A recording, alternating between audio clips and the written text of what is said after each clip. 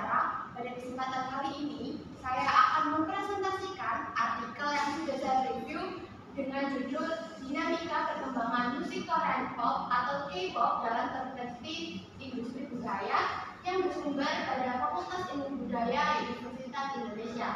Selanjutnya, sebelum masuk ke dalam topik pembahasan, izinkan saya untuk memperkenalkan diri terlebih dahulu. Saya Erlianti Azhara Putri dengan NIK 23020744034 dari Fakultas Pendidikan Bahasa dan Sastra Indonesia, Fakultas Bahasa dan Seni Universitas Negeri Surabaya angkatan tahun 2023. Baik, yang selanjutnya yaitu materi yang akan saya bahas pada kesempatan kali ini. Yang pertama, terdapat latar belakang. Yang kedua, rumusan masalah. Ketiga, tujuan penelitian. Keempat, manfaat penelitian. Kelima, pembahasan. Dan keenam, penutup atau kesimpulan. Selanjutnya,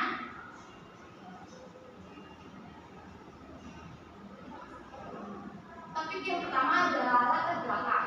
Musik modern Korea, K-pop menyebar ke mancanegara bersamaan dengan penyebarnya budaya populer Korea atau yang biasa disebut Hallyu. Hallyu sendiri pertama kali masuk yaitu pada negara China yang mendominasi pada Asia Tenggara maupun Asia Timur, yaitu pada kota Taiwan, Taipei, Vietnam, yang di Indonesia lebih populer. Di Indonesia sendiri lebih populer disebut dengan gelombang budaya Korea. Kemudian dari fenomena ini muncul berbagai pengaruh dalam bidang lainnya seperti K-food, K-fashion, dan K-literature atau budaya Korea. Pada fenomena ini di Indonesia lebih condong ke dalam K-drama dan K-pop itu sendiri. K-drama di Indonesia pada zaman itu menyebar dan tentunya banyak digemari karena di Indonesia sendiri tidak begitu banyak film-film atau sinetron yang bergenre fantasi, kebudayaan, atau lainnya. Pada saat budaya Korea itu masuk sendiri di Indonesia, K-drama mendapat banyak sorotan dari warga Indonesia. Dan tentunya K-drama itu ditayangkan di berbagai TV nasional seperti Trans 7, Trans TV, RCTI, dan Indosiar. Pada zaman itu banyak contoh-contoh judul drama yang mendapatkan sorotan dari banyak warga Indonesia seperti True Beauty, Crash Landing on You, Vincenzo, maupun World of the Married. Selanjutnya, yang kedua adalah topik rumusan masalah. Pada kali ini saya akan membahas 3 rumusan masalah, yaitu bagaimana pengaruh. Yang pertama, bagaimana pengaruh perkembangan musik Korea Pop atau K-pop dilihat dari perspektif industri budaya. Sedangkan yang kedua, yaitu bagaimana sejarah perkembangan Korea Pop atau K-pop dan fenomena global Korean Pop, yaitu K-pop. Yang ketiga, bagaimana dampak yang ditimbulkan pada gaya hidup remaja urban di Indonesia. Selanjutnya, yaitu tujuan dari penelitian. Yang pertama, dapat mengetahui pengaruh perkembangan musik Korean Pop atau K-pop dilihat dari perspektif industri budaya. Yang kedua, mengetahui tentang sejarah perkembangan Korean Pop atau K-pop dan fenomena global Korean Pop. Yang ketiga, dapat mengetahui dampak yang ditimbulkan pada gaya hidup remaja urban di Indonesia. Selanjutnya,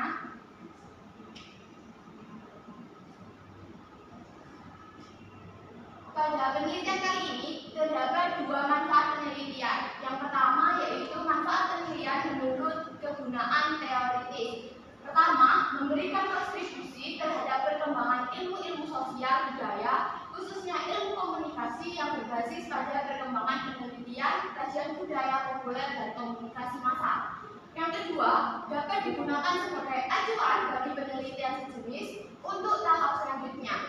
Selanjutnya yaitu manfaat penelitian kegunaan praktis.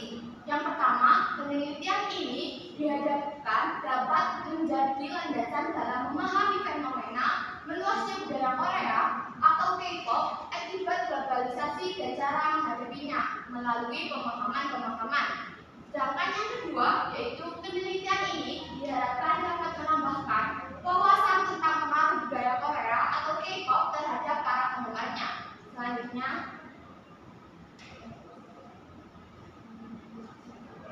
yang pertama adalah penjelasan rumusan salah satu. Menurut Theodore Adorno, dalam studi nadi, musik pop dibagi ke dalam 3 hal utama, yaitu musik pop adalah musik yang distandarisasikan. Maksud dari hal ini adalah musik pop dapat digubah atau memiliki unsur-unsur yang bisa disambungkan dengan unsur-unsur musik pop lainnya. Yang kedua, musik pop mendorong pendengar pasif. Sedangkan yang ketiga, musik pop beroperasi seperti perekat sosial. Selanjutnya,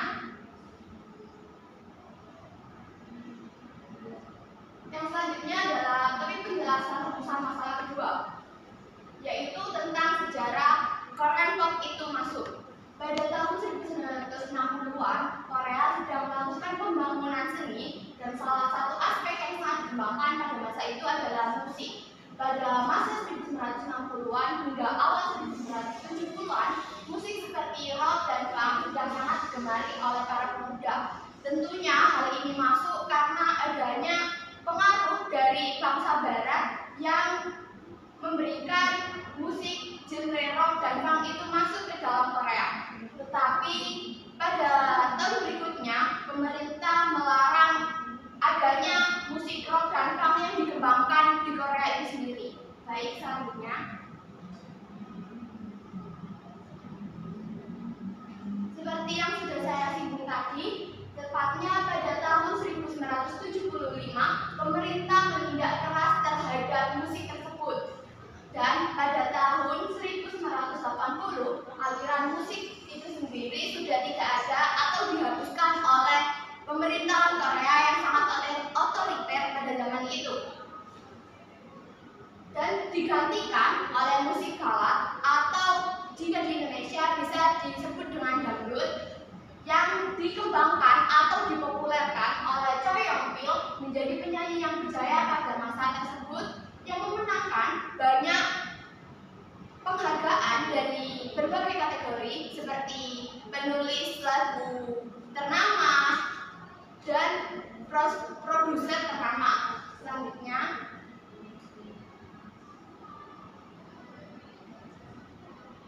K-pop sendiri masuk pada tahun atau muncul pada tahun 1992 yang diawali oleh Setaji and the Boys yang mengeluarkan album berjudul I Know yang mendominasi musik pada saat itu.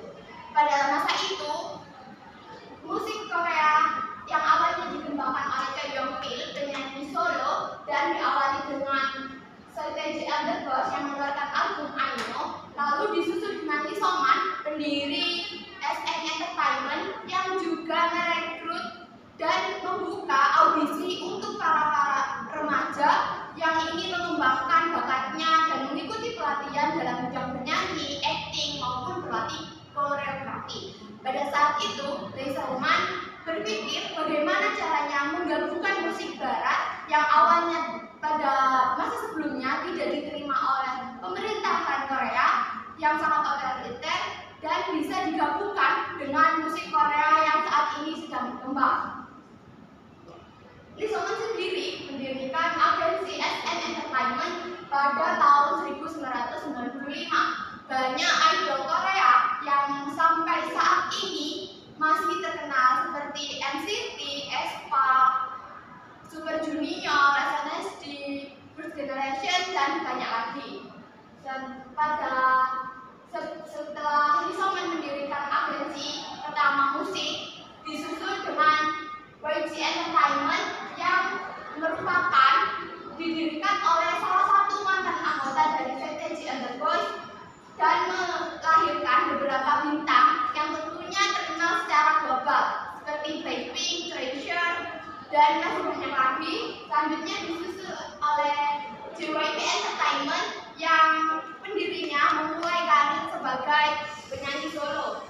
Tetapi pada saat itu mereka menjadi 3 agensi terbesar di Korea dan saat ini disusul oleh Hype Label yang menjadi label terbesar di Korea karena menaungi beberapa agensi. dan mencapainya. Selanjutnya,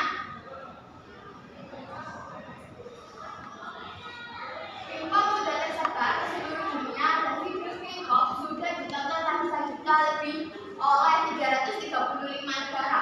Musik video K-pop paling banyak ditonton di negara Jepang, Amerika Serikat, Thailand, Taiwan, dan Vietnam dibandingkan dengan Korea itu sendiri. Data ini dapat dilihat pada laman yang sudah saya bagikan. Data yang diambil pada ini adalah tahun 2011 dan untuk data 2020 Indonesia menempati posisi yang kedua sebagai para streaming K-pop terbanyak. Selanjutnya adalah penjelasan rumusan masalah ketiga. 1. Remaja yang mengkonsumsi K-pop adalah reflektif dari hibriditas bukan hanya sekedar budaya, tetapi juga tumbuhnya kapasitas dan keinginan untuk belajar budaya Korea. Yang kedua, remaja penggemar K-pop berusaha untuk menunjukkan identitas Korea mereka lewat produk-produk yang mereka gunakan. Dan yang ketiga, remaja pencinta K-pop dengan senang hati membeli album, CD, VCD ataupun DVD, merchandise, dan bahkan produk yang diiklankan oleh idola tersebut. Mereka merasa itu adalah hal yang wajar. Selanjutnya adalah dokumentasi. Seperti yang sudah saya singgung tadi, mereka tidak hanya mengesampingkan idol mereka, tapi juga mereka belajar seperti budayanya. Ada makanan khas, tradisi show, ini adalah rumah budaya Korea, dan ini hanbok atau baju adat Korea. Selanjutnya, kesimpulan, musik adalah salah satu bagian dari kehidupan yang tidak bisa lepas dan selalu ada dalam aktivitas manusia. Banyak negara memiliki musik khasnya masing-masing dan Korea menjadi salah satu negara yang mampu menyebarkan musik khas mereka, yaitu K-pop. K-pop menjadi sebuah fenomena dunia karena mampu membawa pencinta musik di seluruh dunia menjadi satu. K-pop berhasil menarik perhatian dunia berkat penampilan yang disuguhkan. Selanjutnya, baik, sekian dari saya. Kurang lebihnya mohon maaf. Wassalamualaikum warahmatullahi wabarakatuh. Waalaikumsalam warahmatullahi wabarakatuh.